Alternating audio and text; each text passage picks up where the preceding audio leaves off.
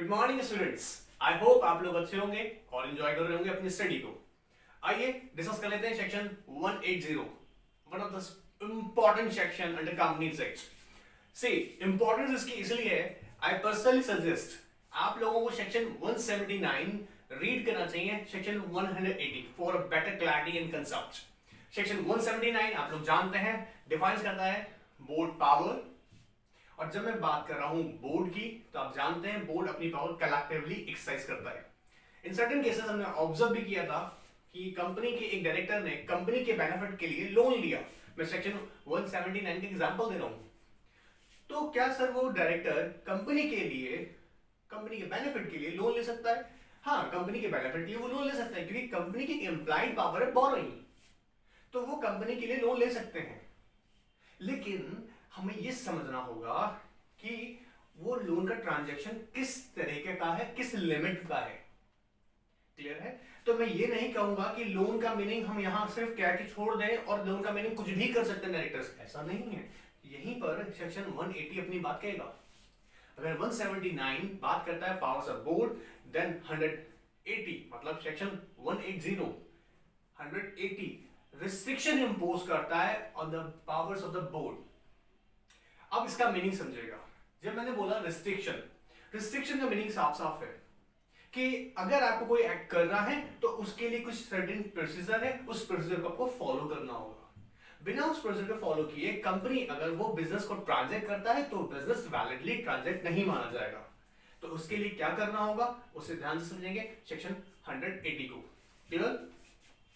शुद्ध हिंदी में कहें धारा 180 सेक्शन 180 of Companies Act 2013 बड़ा ही इंटरेस्टिंग सेक्शन है, ध्यान से समझ लीजिएगा। मैं आपको बड़े ही प्यार से याद करवा दूंगा, बस तुम थोड़ा सा दो। ठीक है, आइए समझते हैं।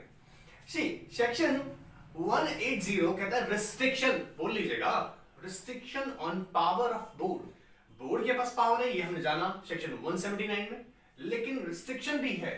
कुछ बिजनेसेस ऐसे हैं जहां पर बोर्ड उन पावर को एक्सरसाइज करते वक्त ये बात ध्यान रखेगा कि जो सेक्शन 180 में प्रोसीजर बताया गया है उस प्रोसीजर को फॉलो करना होगा।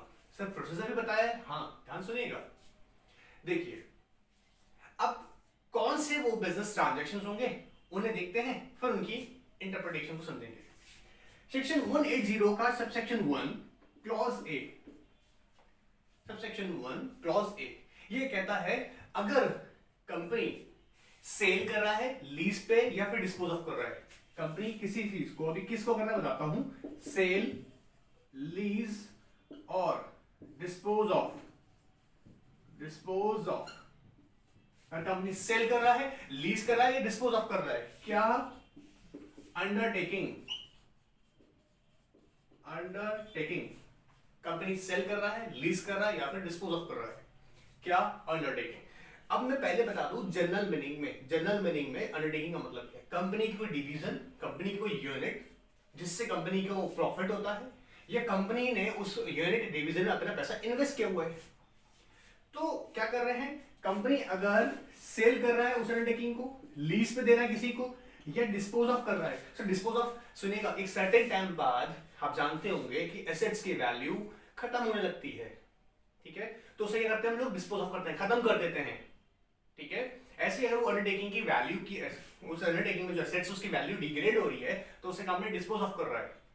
लेकिन अब ध्यान सुनिएगा, मैं कह रहा हूं सेल, लीज और डिस्पोज ऑफ, क्या अंडरटेकिंग। सर अंडरटेकिंग का मीनिंग कंपनी लॉ में डिफरेंट तरह से डिफाइन है, ध्यान सुनिएगा। कंपनी लॉ में इसका मीनिंग दो तरह से डिफाइन है। कंपनी लॉ क्या कहता है, ध्यान सुनिएगा। कंपनी लॉ कहता है, एग्जांपल कोड बता रहा हूं, मान लीजिएगा एक company A B C limited. Sir आपने यहां लिखा हुआ है A B C limited, sir आपने क्या लिखा है A B C limited. Sir A B C limited मतलब पब्लिक कंपनी, ध्यान सुन लीजिएगा इस बात। सेक्शन 180 है ना, 180 apply on public company. Sir क्या ये प्राइवेट कंपनी पे अप्लाई होगा? Answer is no. एग्जाम में ध्यान रखना इस बात का। क्लियर? अरे पब्लिक कंपनी, पब्लिक का पैसा लगा हुआ है और तुम ये जो बताने वाले ये काम करने वाले हो, हमसे परमिशन तो ले लो। क्लियर? क्या देखो ना, हम कह रहे हैं कंपनी क्या कर रहा है, सेल कर रहा है, लीज पे दे रहा है या डिस्पोज ऑफ कर रहा है, क्या अंडरटेकिंग। और अंडरटेकिंग का मतलब क्या है, जैसे मैंने बताया कंपनी कौन सी, मान लीजिए एबीसी लिमिटेड, ठीक है। इस एबीसी लिमिटेड ने या तो इन्वेस्ट किया हुआ है पैसा किसमें, अंडरटेकिंग में, या फिर ये अंडरटेकिंग कंपनी को जनरेट कर देता है, क्या जनरेट करता है, प्रॉफिट। मतलब सर दो बातें, एबीसी लिमिटेड का इन्वेस्टमेंट है एक्सीड 20%, इन्वेस्टमेंट एक्सीड्स अगर 20% से ज्यादा है, 20% किसका निकालेंगे सर, नेट वर्थ का।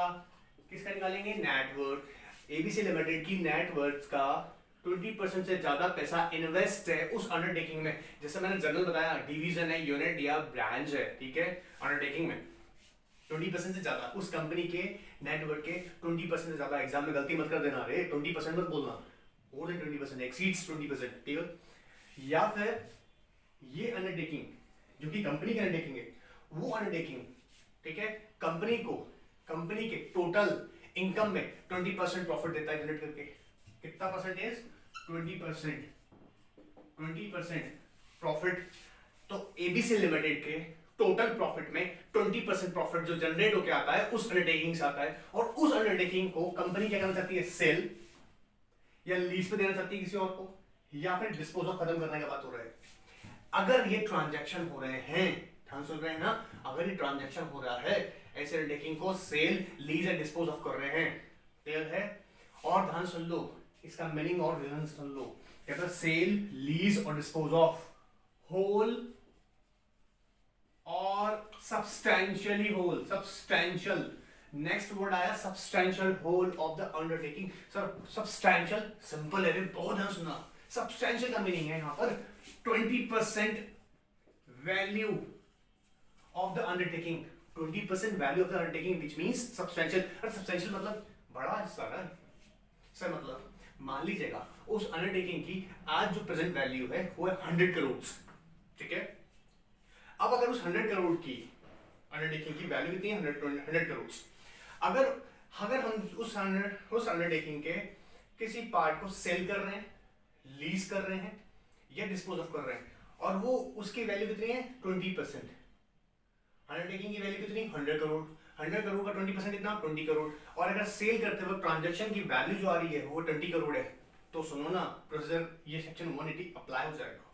सर नहीं आया, देखो सिंपल, पहला हमने समझाया क्या, sale, lease, dispose of, whole और सब्सटैंशियल होल। होल का मतलब तो कंप्लीट ही हो गया अंडरटेकिंग, वो डिवीजन पूरा पूरा बिक रहा है, या फिर पूरा नहीं बिके उसका कोई major part, substantial part. Substantial मतलब उस पूरी अंडरटेकिंग की वैल्यू है 100 करोड़, एग्जांपल दे रहा हूं, 100 करोड़ का वैल्यू है, उसमें से 20% हम सेल कर रहे हैं, तो क्या प्रोविजन ट्रैक्ट होगा, आंसर इज यस। उसे बोलते हैं सब्सटैंशियल, बड़ा हिस्सा हो उस अंडरटेकिंग का, क्या सेल कर रहे हो, लीज कर रहे हो या डिस्पोज ऑफ कर रहे हो, सिंपल है, सेल, लीज और डिस्पोज ऑफ। तो मैंने अंडरटेकिंग का मीनिंग बता दिया। एग्जाम में आपको क्या फोकस करना होगा, ये देखना होगा पब्लिक कंपनी है, दूसरी बात देखना होगा अंडरटेकिंग में कितना इन्वेस्टमेंट है, एक्सीड्स 20%, नेटवर्थ। ओहो सर नेटवर्थ, अरे सिंपल है, देखो ना याद करवाया हुआ है, आप लोगों को याद करवाया है। नेटवर्थ मतलब free reserves, paid up capital, aggregate लगाओ इसका, free reserves, paid up capital, security बीमा अकाउंट, माइनस कर दो क्या, एक्यूमुलेटेड लॉसेस और miscellaneous expenditures. Sir deferred expenditures, अच्छा डेफर्ड एक्सपेंडिचर्स और मिसलेनियस एक्सपेंडिचर्स ये रिटर्न ऑफ नहीं होंगे, उन्हीं को उठाना है। जो रिटर्न ऑफ होगा उनको क्या करना है, जो रिटर्न ऑफ नहीं है वही लेने हैं ना, डिडक्ट कर दो। बात सुन आया, जो अमाउंट आया वो क्या है, नेटवर्थ। आज कंपनी का नेटवर्थ कितना है ये हमको पता लगेगा, मतलब समझो ना कितना पास पैसा है, कितना देना है, डिडक्ट करा नेटवर्थ, क्लियर। उस नेटवर्थ मतलब एबीसी लिमिटेड, हमारे एग्जांपल के हिसाब से एबीसी लिमिटेड का कितना, अगर 20% से ज्यादा, किसका 20% ज्यादा, नेटवर्थ का पैसा इन्वेस्ट है किसमें, उस अंडरटेकिंग में, तो सर क्या करना पड़ेगा, शेयर होल्डर से एसआर पास करवाना पड़ेगा। मतलब जितने भी transaction section 180 subsection 1 clause A to D, 4 clauses हैं ए टू डी जो मैं पढ़ाने वाला हूं आप लोगों को, उन सब ट्रांजैक्शंस के लिए, उन सारे ट्रांजैक्शंस के लिए आप लोगों को शेयर होल्डर से अप्रूवल लेना होगा। वो भी कैसे? By passing SR, special resolution लगेगा। ध्यान से सुनना रहा है। तो पहला क्लॉज क्या बोला? ए, क्लॉज ए कह रहा है सेल, लीज और डिस्पोज ऑफ। सेल कर रहे हैं, लीज रहे यार, आई होप लीज तो पता होगा, ठीक है। सेल, लीज और डिस्पोज ऑफ। सेल, लीज और डिस्पोज ऑफ क्या? होल और सब्सटैंशियल होल। सब्सटैंशियल होल मतलब 20% of the value of the undertaking, ठीक है। और होल, होल तो होल ही है भैया, ठीक है। क्या कर रहे हैं? सेल, लीज और डिस्पोज ऑफ क्या कर रहे हैं? सुनो ना, होल और substantial whole of the undertaking. Clear है? देन रिक्वायर्स स्पेशल रेजोल्यूशन, मतलब board of director procedure follow करेंगे, स्पेशल रेजोल्यूशन पास करवाना मैंडेटरी है। क्लियर? ये क्लॉज था हमारा सिंपल सा, कौन सा? ए। अब इस क्लॉज ए की एक इंटरप्रिटेशन है, मैं साथ ही साथ बता रहा हूं आपको ताकि आपके लिए कन्वीनियंट रहे। अच्छा मान लीजिएगा एबीसी लिमिटेड है ना, इस कंपनी का ऑर्डिनरी बिजनेस, क्या चीज? Ordinary business. इस एबीसी लिमिटेड का ऑर्डिनरी बिजनेस ही सेल, लीज और डिस्पोज ऑफ है। ये एबीसी लिमिटेड ना, यही क्या करता है, यानी कंपनी का काम ही क्या उसका? कंपनी के एसेट्स को लीज पे देना। सर ऐसी कौन सी कंपनीज होती हैं? बहुत सारी कंपनीज है। ज्यादातर आप देखें कंस्ट्रक्शन कंपनीज होती हैं, मशीन जो बिल्डिंग कंस्ट्रक्शन में काम आती हैं। तो ऐसी कंपनीज जो कंस्ट्रक्शन, बिल्डिंग कंस्ट्रक्शन वाली करने वाली कंपनीज को क्या करती हैं? लीज पे मशीन्स देती हैं, लीज पर अपनी अंडरटेकिंग देती हैं। जैसे मान लीजिएगा एबीसी लिमिटेड, इसकी कुछ यूनिट्स हैं, मैन्युफैक्चरिंग यूनिट्स हैं, प्लांट्स हैं, तो लीज पे दे रखे हैं। तो सर ये तो उनका ऑर्डिनरी बिजनेस हुआ। हाँ जी। तो सर क्या फिर बोर्ड ऑफ डायरेक्टर को बार बार शेयर होल्डर से अप्रूवल लेना होगा? नहीं, वो तो ऑर्डिनरी बिजनेस हो गया। बात पकड़ में आ रहा है एकदम। अगर किसी कंपनी का सेल, लीज और डिस्पोज ऑफ का ही बिजनेस है, ऑर्डिनरी बिजनेस है, तो उसके लिए सेक्शन 180 को अप्लाई नहीं करना है। क्लियर है एकदम? दूसरी बात, एक और बात समझिएगा, बड़ी मजेदार और इंपॉर्टेंट बात है। ऐसा हो जाए, मान लीजिएगा एक इंसान कंपनी के साथ ट्रांजैक्शन एंटर हुआ और कंपनी ने उसको प्रॉपर्टी सेल कर दिया। अब सर कंपनी ने क्या? हाँ, बोर्ड ऑफ डायरेक्टर ने शेयर होल्डर से बिना अप्रूवल लिए और उसने बेचारे ने खरीद लिया, ठीक है। लेकिन उसने तो गुड फेथ में खरीद लिया, ये लीज पे ले लिया। तो सर क्या उसका जो टाइटल है वो इनवैलिड हो जाएगा? Answer is no. कुछ डॉक्ट्रिन्स हैं, हम डॉक्टर डिस्कस नहीं करूंगा, लेकिन समझो डॉक्ट्रिन्स हैं, हमने पढ़ी हुई हैं। इंडोर मैनेजमेंट आता रहा है। अब समझिए कि मैं ये प्रिज्यूम कर रहा हूं कि कंपनी ने इस ट्रांजैक्शन के लिए जो रिक्वायर्ड प्रोसीजर फॉलो कर लिया है। क्लियर? अब यहां इंपॉर्टेंट क्या होता है कि मान लीजिए उस इंसान ने इस कंपनी एबीसी लिमिटेड से उसकी एक प्रॉपर्टी लीज पे ले लिया और ये प्रिज्यूम कर रहा है कि कंपनी ने जो इंटरनल प्रोसीजर है फॉलो कर लिया है। लेकिन मैंने तो गुड फेथ में लिया ना, तो मैं अगर वो प्रॉपर्टी गुड फेथ में कंपनी से खरीद लेता हूं और बाद में पता लगता है कि इन लोगों ने ये प्रोसीजर फॉलो नहीं किया था, तो याद देखिएगा मेरा टाइटल डिफेक्ट नहीं होने वाला है। क्लियर है? एकदम क्लियर है। दो बातें मैंने बता दी आपको क्लॉज के साथ में। एक, ऑर्डिनरी बिजनेस है, सेक्शन 180 अप्लाई नहीं होगा। दूसरा कि अगर कोई गुड फेथ में ट्रांजैक्शन करता है तो उसका टाइटल डिफेक्ट नहीं होगा। अब आप दूसरा पकड़िएगा, क्लॉज बी। पॉज करके बीच में नोट कर लीजिएगा। क्लियर? अब क्लॉज बी की बात करते हैं। याद दिखेगा सेक्शन 180, सेक्शन 180 अप्लाइज कौन सा कंपनी पे? Public company.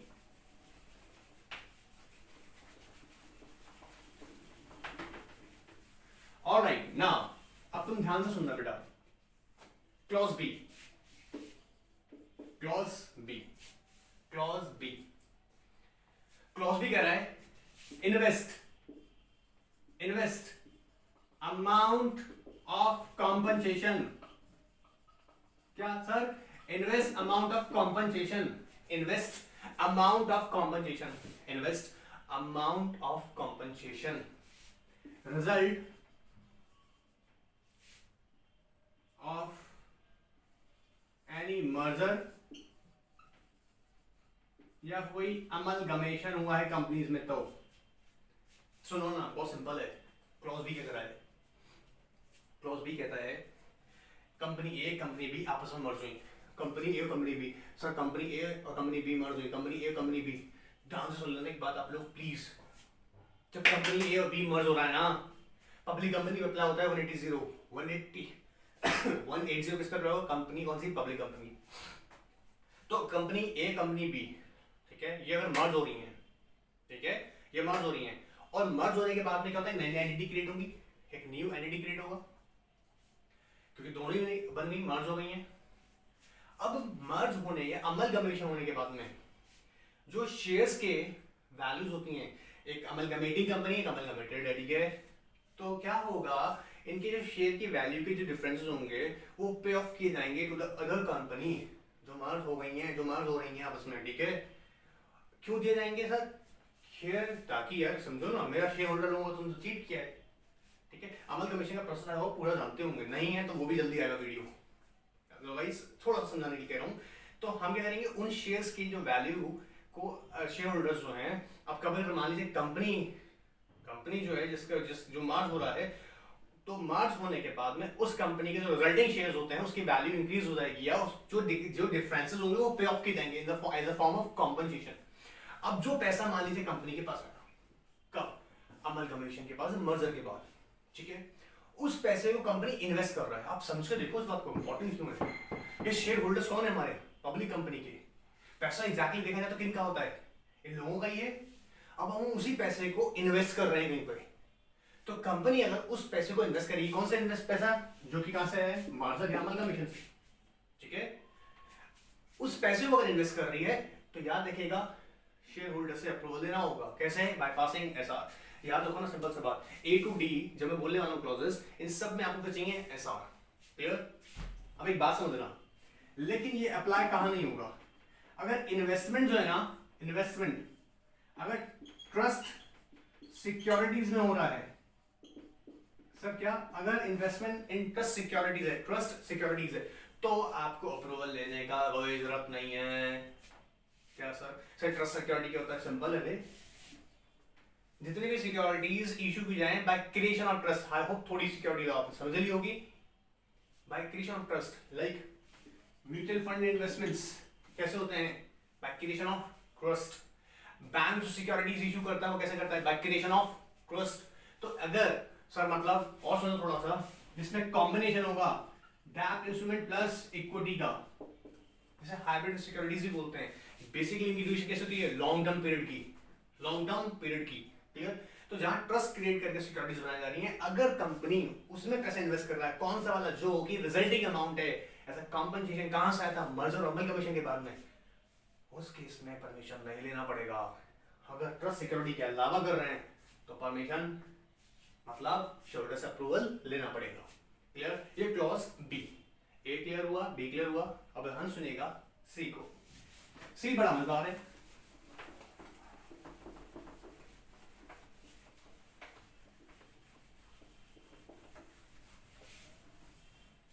ये भी बदतमीजी कर रहा है, साफ नहीं हो रहा है। सुनिए, अब क्लॉज सी का बात करते हैं, क्लियर? सबसेक्शन 1 का क्लॉज सी ये कह रहा है borrow money, borrow money, borrow money, borrow money. अगर कंपनी मनी बोरो कर रहा है, सर आपने तो बताया था ना हमको, कंपनी बोरो करता है, कंपनी का एम्प्लॉयड पावर है, डायरेक्टर लोग कर सकता है। हाँ, ये एग्जाम में ध्यान रखने वाली बात है। 179 में हमने बोला है borrow money can be exercised by the board of directors at the daily convened general meeting, board meeting, daily convened board meeting में डायरेक्टर लोग कंपनी के लिए बोरो कर सकते हैं मनी। हम भी यहाँ बोल रहे हैं बोरो कर सकते हैं, लेकिन ये कब अट्रैक्ट होगा? ध्यान सुनना। अगर कंडीशन क्या हो जाए, ध्यान सुनना, अगर ऐसा हो जाए कंपनी जो बोरो कर रहे हैं ना, बोरो का अमाउंट है ये paid up plus free reserves plus security premium account. तो बोरो मनी कर रहे हैं तो दो तरह की बात देखेंगे, मनी टू बी बोरोड, कितना मनी हमको बोरो करना है, प्लस ऑलरेडी बोरोड, ठीक है? मनी टू बी बोरोड, जितना पैसा कंपनी बोरो करना चाहता है, प्लस उससे पहले से ही कितना बोरो कर रखा है, अगर ये एक्सीड हो गया, अगर ये एक्सीड है किससे, पेड अप से कैपिटल, फ्री रिजर्व्स और security payment account, paid up से कैपिटल, फ्री रिजर्व्स और सिक्योरिटी पेमेंट अकाउंट के अमाउंट एग्रीगेशन से ज्यादा है क्या, जो पैसा हम बोरो करने जा रहे हैं, जो पैसा हमने पहले से बोरो कर रखा है, उन दोनों को हमने ऐड किया। और मैं एग्जांपल दे देता हूं ना यार, समझो। मान लो इनका जो ग्रैंड टोटल है ना एग्रीगेशन का, वो आ रहा है 100 रुपीज, इतना होता नहीं, समझाने के लिए कह रहे हैं। और मनी बोरोड प्लस ये, तो जितने हम करना चाहते हैं, मान लीजिएगा 50 रुपीज, और हम करना चाहते हैं कितना 60, तो टोटल कितना होगा इनका 110। अब देख रहे हैं ना, ये जो हम करना चाहते हैं ज्यादा है किससे, हमारा aggregation of paid up capital, free reserves, security payment accounts. अगर ये ज्यादा है उससे, तब हमको क्या करना पड़ेगा, बुलाना पड़ेगा क्या, शेयर होल्डर को, शेयर होल्डर प्लीज अप्रूव करो, अप्रूव करो बाय पासिंग एसआर। सिंपल है सर। अगर इसे इसकी लिमिट में ही है तो बोर्ड ऑफ डायरेक्टर सेक्शन 117 में उठा के चेक दीजिएगा सीधा। क्लियर, क्लियर है यहाँ तक, ये क्लॉज क्लियर एकदम। अब बेटा इस क्लॉज के अंदर भी आप लोग थोड़ा सा क्लैरिटी समझ लें, इसकी भी एक इंटरप्रिटेशन बोली गई है। क्या इंटरप्रिटेशन है समझेगा। अगर ये बोरोइंग जो की है ना, ये बोरोइंग अगर एक बैंकिंग कंपनी करे तो, और आप सोच के देखो बैंकिंग कंपनी का तो बिजनेस ही क्या होता है, बोरिंग एंड लैंडिंग। पसंद आ रहा है, बैंकिंग कंपनी का जो बिजनेस होता है वो क्या होता है, बोरिंग एंड लैंडिंग। तो सेक्शन जो क्लॉज जो सी है ना, क्लॉज सी, क्लॉज सी की बात समझो। क्लॉज सी के लिए एक बात समझेगा, क्लॉज सी का मीनिंग मैं क्या कहना चाह रहा हूं। क्लॉज सी कह रहा है अगर ये अप्लाई कब नहीं होगा, क्लॉज सी का अप्लाई नहीं होगा, ये बैंकिंग कंपनीज पे नहीं होगा, क्योंकि बैंकिंग कंपनीज का ऑर्डिनरी बिजनेस तो यही है, borrowing and lending, accepting deposits. और जिन कंपनीज में विड्रॉल चेक के थ्रू विड्रॉ होता है, सर एग्जांपल दीजिएगा, एचडीएफसी बैंक नाम सुना होगा आप लोगों ने, कंपनी है लेकिन बैंकिंग बिजनेस कर रहा है। क्लियर है, तो इन पे सर सेक्शन 180 अप्लाई नहीं होगा, क्योंकि ये तो उनका ऑर्डिनरी बिजनेस हुआ। ऐसे ही मान लीजिएगा टेम्परेरी लोन्स ले जा रहे हैं, कोई भी कंपनी, कौन सी company, public limited company, public company क्या कर रहा है, टेम्परेरी लोन्स ले रहा है। सर टेम्परेरी लोन मतलब शॉर्ट टर्म लोन्स जिनकी पीरियड ड्यूरेशन होती है 6 मंथ्स की, ठीक है, या रीपेबल ऑन डिमांड, या फिर कैश क्रेडिट्स, या फिर डिस्काउंटिंग ऑफ बिल्स। ये कैसे हैं, टेम्परेरी लोन्स। टेम्परेरी लोन्स लेने के लिए शेयर होल्डर से पूछने का जरूरत नहीं है, आप सोच के देखो। टेम्परेरी लोन्स के लिए बार बार थोड़ा पूछेंगे उनसे, तो बिजनेस की वर्किंग के लिए, वर्किंग कैपिटल के लिए, सीजनल बिजनेस है कंपनी का, उससे सीजनल के अंदर कुछ पैसा चाहिए। और टेम्परेरी नेचर का मतलब सोच रहे ना, शॉर्ट टर्म लोन्स जिनकी period repayment with in 6 months है, या रीपेबल ऑन डिमांड होते हैं, या कैश क्रेडिट्स, या डिस्काउंटिंग ऑफ बिल्स, इस तरह की ट्रांजैक्शन जो कि टेम्परेरी लोन्स है, उन पर सेक्शन 180 अप्लाई नहीं होता है, 180 अप्लाई नहीं होता है। क्लियर है, पास में आ रहा है, कोई डाउट्स पे, आई होप एकदम क्लियर होगा। अब क्लॉज डी को समझते हैं। क्लॉज डी क्या कहता है, देखिए कहता है भाई हाँ मान के चलेगा हमारी कंपनी के डायरेक्टर को हमने कुछ पैसा दे रखा था, अब वो एक सर्टेन टाइम पीरियड में पैसा वापस नहीं कर पा रहा, तो हम उसे कुछ वक्त और दे रहे हैं। दो बातें समझना, ये कहता है क्लॉज डी, क्लॉज डी क्या कहता है, ध्यान सुनो, क्लॉज डी टू रैमिट, रैमिट रैबिट नहीं कह रहे हैं, रैमिट, टू रैमिट और गिव टाइम, टू रैमिट और give time to repay, to remit या तो पैसा दे रहे हैं या उसको वक्त दे रहे हैं थोड़ा, to repay debt due from a director to remit, या तो उसे लोन दे रही है कंपनी या उसको कुछ वक्त दे रही है जो लोन दिया हुआ है उसमें पैसा मांगने के लिए, तो कह रहे हैं टू रैमिट और गिव टाइम, गिव टाइम किस लिए, to repay the debt due, to repay the debt due from a director. अगर ऐसा हो रहा है तब भी डायरेक्टर लोग आपस में बैठ के नहीं कर लेंगे, तो बड़ा अच्छा हो जाएगा ना। डायरेक्टर आपस में बोलेंगे सुन सुन सुन, तो कंपनी से पैसा दिया था ना, एक काम कर बाद में दे देना, जल्दी क्या है, सुनो डायरेक्टर का पैसा नहीं है, कंपनी का है, और कंपनी में किसने लगाया हुआ है, शेयर होल्डर्स ने। तो पब्लिक कंपनी है ना, पूछना पड़ेगा किनसे, शेयर होल्डर से। कैसे, बाय पासिंग एसआर। क्लियर एकदम। अब आप मेरी बात को ध्यान से समझ लीजिएगा, क्लॉज ए टू डी मैंने डिस्कस किए हैं, मैं फटाक से इनके टाइटल बोल रहा हूँ, इंटरप्रेट मैं वो कर चुका हूँ। एक कहता है सेल, लीज और डिस्पोज ऑफ अंडरटेकिंग, कैसे, होल और सब्सटेंशियल होल। सब्सटेंशियल होल का मतलब 20% ऑफ द वैल्यू। कैसे अंडरटेकिंग, जिसमें कंपनी का 20% इन्वेस्टमेंट है, एक्सीड्स 20%, सर 20% है नहीं, एक्सीड्स 20%, किस चीज का, कंपनी की नेटवर्थ का। ये कंपनी के लिए वो जनरेट करती है प्रॉफिट, वो अंडरटेकिंग कंपनी के लिए जनरेट करती है प्रॉफिट कितना, 20%। सिंपल है। फिर हमने बात किया क्या, समझो ना, इन्वेस्ट कर रहे हैं कंपनी का पैसा किसमें, जो अमल कमीशन या री मर्जर, अमल कमीशन या मर्जर के थ्रू हमारे पास पैसा आया, उसे हम इन्वेस्ट कर रहे हैं। लेकिन अगर हम ट्रस्ट सिक्योरिटीज में कर रहे हैं तो हमें अप्रूवल नहीं लेना है, ठीक है। फिर हमने बात किया कि कंपनी मनी बोरो कर रहा है, जिसमें उसने ऑलरेडी बोरो कर रखा है, प्लस जो बोरो कर रहा है उसकी वैल्यू एक्सीड कर जाता है कैपिटल सिक्योरिटी पेमेंट अकाउंट से, अगर ज्यादा है, सर कम है तो, या लिमिट में है तो बोर्ड ऑफ डायरेक्टर कर लेंगे काम, बोर्ड मीटिंग में ही, क्लियर। एंड उसके बाद लास्ट क्या, गिव टू रैमिट और give time to repay the debt due from the director, simple. अब बेटा इसके में आपको कुछ इंपॉर्टेंट, कुछ छोटे मोटे क्वेश्चंस हैं, इसकी इंटरप्रिटेशन से रिलेटेड है, जजमेंट बेस्ड है, इसमें जुडिशियल के रिव्यूज भी हैं, मैं आपको डिस्कस कर लेता हूँ बेटर क्लैरिटी के लिए। जैसे अगर मान लीजिएगा एक कंपनी होल ऑफ अंडरटेकिंग को, अंडरटेकिंग सब्सटेंशियल पार्ट को या होल अंडरटेकिंग को मॉर्गेज करके लोन लेता है, क्या कह रहे हैं, मॉर्गेज करके लोन लेता है, तो क्या सर वो सेक्शन 180 अप्लाई होगा, answer is no, section 180 apply नहीं होगा। कंपनी क्या कर रहा है, अपनी प्रॉपर्टी को करता है ऐसा, मॉर्गेज किया और मॉर्गेज करके, आप समझ रहे हैं मेरी बात को, मैं आपसे ये नहीं कह रहा हूं कि वो बोरिंग जो हो रही है ना, जो बोरिंग कंपनी कर रही है, अगर वो एक्सीड होगा तो लेना है।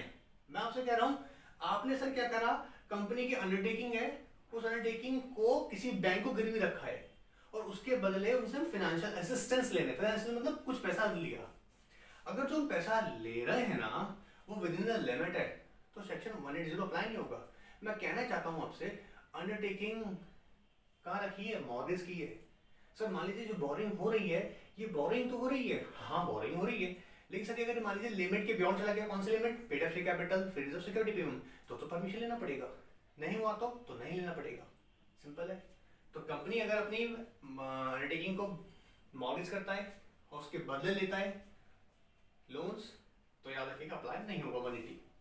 लेकिन एक होता है Yusuf factory mortgage, Yusuf factory mortgage, I hope आप लोगों ने पढ़े होंगे, मैं आपको फिर याद दिलाता हूं। यूसुफ फैक्टरी मॉर्गेज का मतलब होता है कि मैं कंपनी की अंडरटेकिंग जहां जिसको ट्रांसफर कर रहा हूं, मॉर्गेजर मॉर्गेजी, ठीक है, तो मैं मॉर्गेजी को मतलब ट्रांसफरी को, उस प्रॉपर्टी को ट्रांसफर करके, मॉर्गेज करते वक्त ट्रांसफर करके ये भी राइट दे देता हूं कि इस प्रॉपर्टी से होने वाली इनकम वो भी आप रखेंगे, जो इंटरेस्ट आप जिससे मैंने लोन लिया, ठीक है, उसके बदले मैंने आपको क्योंकि अपनी प्रॉपर्टी गिरवी कर दिया, अब ये गिरवी जो मैंने प्रॉपर्टी आपके पास रख दिया है, इस प्रॉपर्टी से मान लीजिए मुझे कोई इनकम होता था, वो इनकम अब आपकी होगी, कब तक, जब तक कि मैं आपके लोन का रिपेमेंट नहीं करता।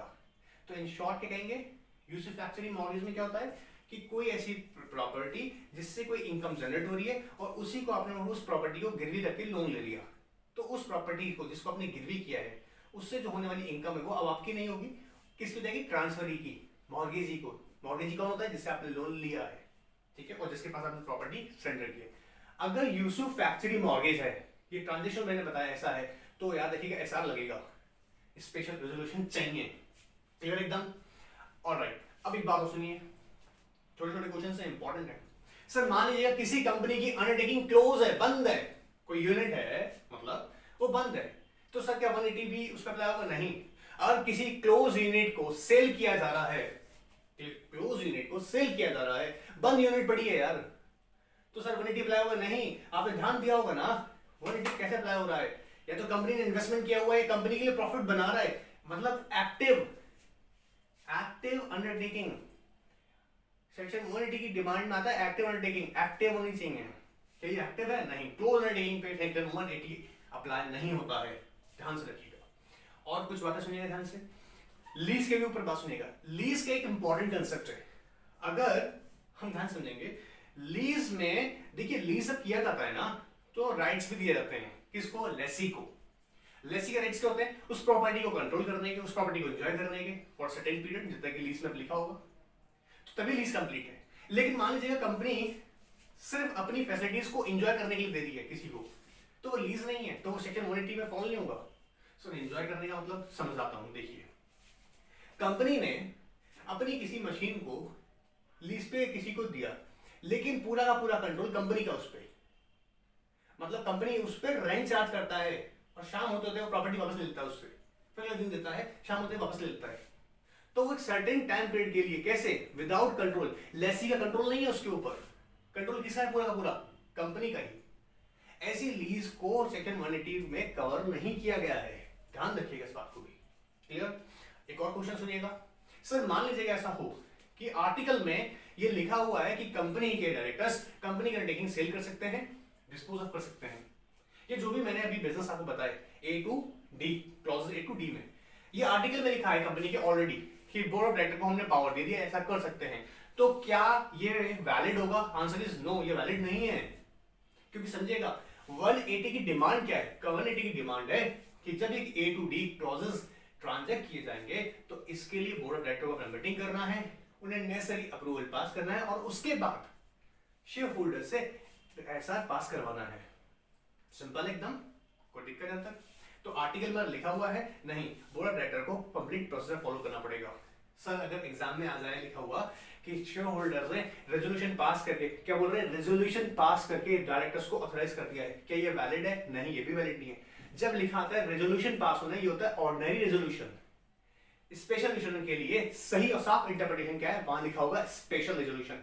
अगर सिर्फ लिखा हुआ रेजोल्यूशन, इसका मतलब है सिर्फ वो ऑर्डिनरी रेजोल्यूशन है। आई होप ये बात आपको समझ आ गया होगा। क्लियर है? सो ऐसे कई मैंने आपसे कंसेप्ट डिस्कस किए हैं। 180 बहुत इंपॉर्टेंट है, प्लीज इसे ध्यान से पढ़िएगा, एग्जाम में भी आएगा और लाइफ के एग्जाम में 100% आएगा जब कंप्लायंसेस करने बैठेंगे आप। क्लियर? अच्छा, अब एक मैं आपको इंपॉर्टेंट कंसेप्ट और बता देता हूं। क्या होगा? क्योंकि ये बिजनेस है स्पेशल रेजोल्यूशन। अब ऐसी एक एजेंसी आ जाती है, और आप जानते हैं अर्जेंट बिजनेस कहां ट्रांजैक्ट होते हैं? अर्जेंट बिजनेस जनरल मीटिंग में कहां ट्रांजैक्ट होंगे? ईजीएम में, एक्स्ट्राऑर्डिनरी जनरल मीटिंग। और एसआर में जनरल मीटिंग में कैसा बिजनेस ट्रांजैक्ट होता है? Special business. आई होप याद होंगे, स्पेशल बिजनेस। जब ये स्पेशल बिजनेस ईजीएम में ट्रांजैक्ट होंगे तो इसके लिए नोटिस दिया जाएगा। याद रखिएगा, क्योंकि स्पेशल बिजनेस है। ऑर्डिनरी होता तो ऑलमोस्ट सब का सब शेयर होल्डर जानता है, मेंबर जानता है कि ऑर्डिनरी 4 बिजनेस होते हैं, वही ट्रांजैक्ट होने वाले हैं। ईजीएम का मामला है। लेकिन स्पेशल बिजनेस में मुझे क्या पता कि ईजीएम में क्या डिस्कस होने वाला है? तो इसके लिए एक एक्सप्लेनेटरी स्टेटमेंट तैयार किया जाएगा। Explanatory statement is nothing, just simply define the business which is going to be transacted at such meeting. EGM में किस बिजनेस को ट्रांजैक्ट किया जाएगा, इसका कंप्लीट डिटेल उस एक्सप्लेनेटरी स्टेटमेंट में दिया जाता है। अब उस एक्सप्लेनेटरी स्टेटमेंट में हम क्या क्या बातें लिखेंगे? एक इंपॉर्टेंट क्वेश्चन है, 2016 सीएस के एग्जाम में इससे पूछा गया है, हो सकता है इसे वापस पूछा जाए। एक्सपेक्टेड क्वेश्चन है, ध्यान सुनेंगे। देखिए क्या होगा जब बोर्ड ऑफ डायरेक्टर्स एक नेसेसरी रेजोल्यूशन पास कर लेंगे इन द बोर्ड मीटिंग कि हाँ ये ट्रांजैक्शन कंपनी के फेवर में होगा, और वो फॉल होता है सेक्शन 180 के क्लॉज ए टू डी में, सब सेक्शन 1 के क्लॉज ए टू डी में। उसके लिए वो जानते हैं कि उन्हें बुलाना होगा, ये मीटिंग कन्वीन करनी होगी, ठीक है, कॉल करनी होगी बाय, और रेजोल्यूशन पास करना होगा बाय एसआर। इसके लिए वो क्या करेंगे? एक नोटिस सेंड करेंगे। किसके लिए? मीटिंग के लिए। जब वो मीटिंग के लिए नोटिस सेंड करेंगे तो वो नोटिस के साथ आएगा एक्सप्लेनेटरी स्टेटमेंट, और एक्सप्लेनेटरी स्टेटमेंट डिफाइन करेगा बिजनेस के बारे में कि क्या बिजनेस ट्रांजैक्ट होना है। अब क्वेश्चन राइज होता है कि उस एक्सप्लेनेटरी स्टेटमेंट में क्या क्या मैटर्स को लिखा जाए। बहुत सिंपल से हैं, प्लीज ध्यान सुनेगा, अभी के अभी याद करवाऊंगा, मुझे भरोसा आप याद कर सकते हैं। क्लियर? और लेक्चर मेरा हिंदी इंग्लिश मिक्स करते हैं इसलिए दे रहा हूं ताकि आप लोग हिंदी मीडियम और इंग्लिश मीडियम हो, कन्वीनियंट हो जाए आपके लिए, दोनों के लिए इजी होगा। Alright, now listen very carefully. पहला बात जो हमको लिख देना है, first of all explanatory statement में ये बात लिखनी जरूरी है, journal nature of business of the company. क्या कह रहा हूं, ध्यान सुनिएगा, journal nature of business of the company. Company का बिजनेस क्या है? जर्नल मतलब कंपनी के मेमोरेंडम में ऑब्जेक्ट क्लॉज में लिखा क्या है कि कंपनी किसी का बिजनेस करता है, तो सब बोलेंगे journal nature of business of the company. Journal nature of business of the company first, ये इसके बारे में डिफाइन किया जाएगा। दूसरी बात हम बताएंगे अपने शेयर होल्डर्स को एक्सप्लेनेटरी स्टेटमेंट के थ्रू। दूसरी बात क्या होगी? देखिए पहला क्या है? Journal nature of business of the company. दूसरा, अब देखो अंडरटेकिंग के बारे में बात हो रही है तो अपने आप समझ जाओ, role of undertaking in the business of the company. उस अंडरटेकिंग का, उस यूनिट का, उस ब्रांच का, एग्जाम में अंडरटेकिंग लेकर आइएगा, ठीक है। अब उस अंडरटेकिंग का कंपनी के बिजनेस में रोल क्या है, मतलब वो क्या मैन्युफैक्चरिंग करती है, क्या वो सर्विस प्रोवाइड कर रही है, वो स्पेसिफिक अंडरटेकिंग जो है कंपनी की वो क्या करती है। तो role of the undertaking in the business of the company, clear है। फिर तीसरी बात हम बताएंगे, nature of assets and liabilities. Nature of assets and liabilities of the undertaking. जिस अंडरटेकिंग की हम सेल, लीज, डिस्पोज ऑफ की बात कर रहे हैं, उसका नेचर ऑफ बिजनेस क्या है, क्लियर। सॉरी, एसेट्स क्या है, नेचर ऑफ एसेट्स और लायबिलिटीज, क्लियर है। तो पहला था general nature of business of the company, दूसरा role of the undertaking in the business of the company, तीसरा nature of assets and liabilities of the undertaking. Now fourth, बड़ी सिंपल सा है, reason of sale of the undertaking. किस लिए बेचा जा रहा है, पर्पस क्या है, बताइए हमको भाई। शेयर लोग जाने के बेचने की जरूरत क्या पड़ गई है, तो समझ रहे हैं ना आप लोग, सेल के पीछे रीजन दीजिएगा। तो reason of the sale of the undertaking, reason of the sale of the undertaking, clear. And sir sale के बाद इंपैक्ट क्या होगा, तो कहते हैं इंपैक्ट ऑन फिनेंशियल्स, मतलब of the balance sheets. So impact of the impact after sale on the financials of the company. Financials मतलब balance sheets and income of the company. अगर उसे सेल कर दिया तो उसका इंपैक्ट क्या आएगा, बैलेंस शीट और फिनेंशियल्स पे, क्लियर एकदम। एंड ध्यान सुनिएगा, अब जब हम सेल कर दिए हैं, सेल करने की बात कर रहे हैं, सॉरी करने दिए, कर रहे हैं, अभी कर रहे नहीं है, करेंगे तो अप्रूवल के बाद, ठीक है। तो हमारा बोला है कि अगर सेल करेंगे तो उसका इंपैक्ट क्या होगा, बैलेंस शीट्स पर, इनकम पर। अब हमको बताइए term and conditions of sale, किस टर्म एंड कंडीशन बेची जा रही है, डायरेक्टर लोग डिसाइड करते हैं ये, ठीक है। तो terms and conditions of the sale and the sale required special resolution, हमें नोटिस में लिखना पड़ेगा। The board of director of our company looking your approval to sell this unit, जो से यूनिट या अंडरटेकिंग को सेल कर रहे हैं, ठीक है। And last and the most important, बताना पड़ेगा nature of interest of any director, manager, KMP और देयर रिलेटिव्स।